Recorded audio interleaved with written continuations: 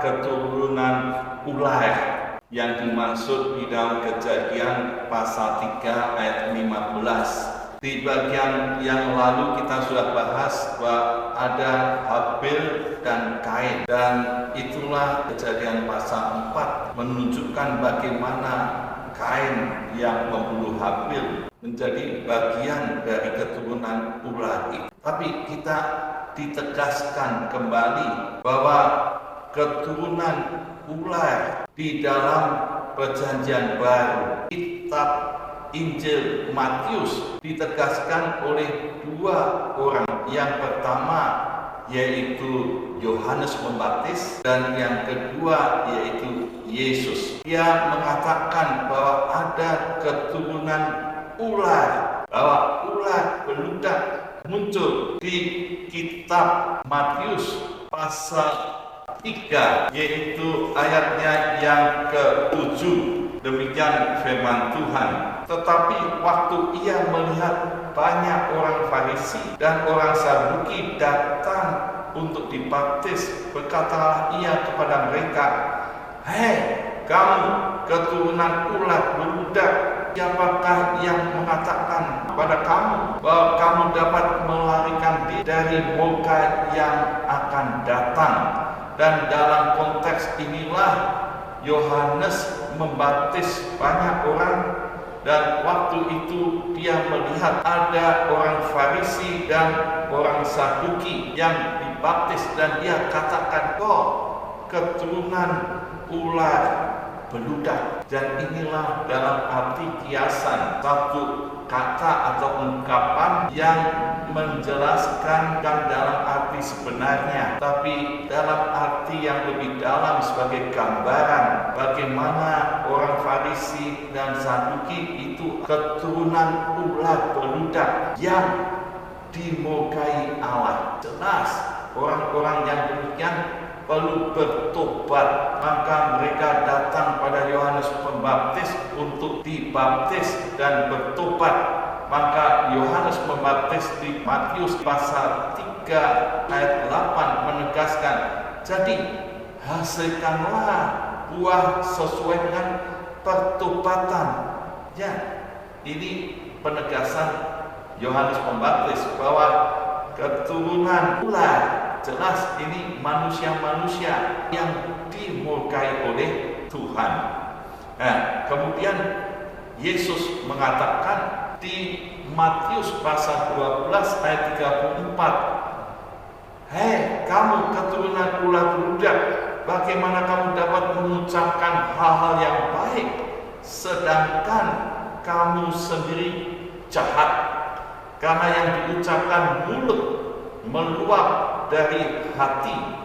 Di dalam Matius 12 ini konteksnya pada waktu Tuhan Yesus mengusir setan, maka datanglah orang-orang Farisi dan ahli-ahli Taurat itu, dan dia mengatakan dengan Beelzebul, penghulu setan, ia mengusir setan, dan mereka mengira bahwa Yesus mengusir setan dengan Beelzebul, penghulu setan. Maka Yesus jelaskan, setiap kerajaan akan terpecah-pecah, pasti binasa. Setiap kota dan rumah tangga yang terpecah-pecah tidak dapat bertahan. Demikianlah juga kalau iblis mengusir iblis, ia pun terbagi-bagi dan melawan dirinya sendiri.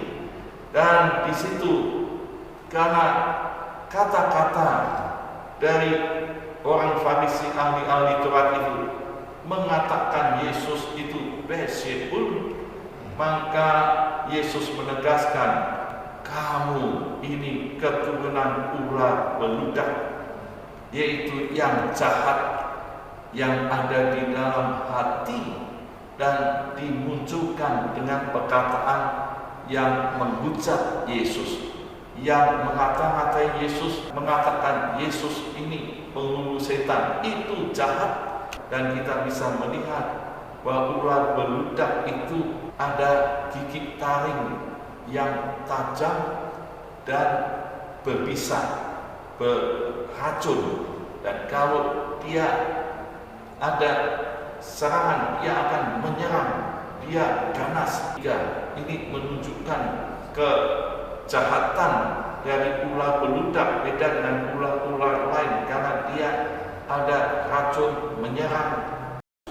Lalu bagian lain yaitu di Matius 23 ayat Tuhan Yesus kembali menegaskan, hei kamu ular-ular, hei kamu keturunan ular beludak, bagaimana mungkin kamu dapat meluputkan diri dari hukuman neraka? Dalam konteks ini Tuhan Yesus bertemu dengan orang-orang Farisi dan ahli-ahli Taurat ini. Dia berlaku munafik, dikatakan di Matius 23 ayat yang ke-30, dan berkata, jika kami hidup di zaman yang kita, tentulah kami tidak ikut dengan mereka dalam pembunuhan nabi-nabi itu, tetapi dengan demikian kamu bersaksi terhadap diri kamu sendiri bahwa kamu adalah keturunan pembunuh nabi-nabi. Yesus katakan engkau keturunan ular beludak. Jadi keturunan ular beludak di sini adalah orang-orang yang seperti ahli-ahli Taurat, orang-orang Farisi yang jahat dan dia tidak luput dari hukuman neraka. Pasti dihukum seperti pada waktu Kejadian pasal 3 ayat 14, ular yang menipu memperdaya Adam dengan kelicikannya, perbuatan itu dihukum Allah, dikutuki Allah. Dan sekarang di Perjanjian Baru ini terlihat dengan jelas, mereka yang ada di dalam keturunan itu yaitu dihukum neraka. Maka Yesus menegaskan, bertobatlah kamu sebab kerajaan Allah sudah dekat. Yesus datang untuk menyelamatkan orang-orang yang jahat, yang berdosa. Oleh kasih-Nya, oleh kasih karunia Allah, Yesus mati untuk orang-orang yang berdosa, yang ada di dalam keturunan ular beludak, supaya kalau dia bertobat, percaya pada Yesus Sang Penebus dan menerima Roh Kristus, maka dia diampuni dosanya, diubahkan kejahatannya menjadi orang-orang kudus dan menjadi anak-anak Allah dan memperoleh hidup yang kekal.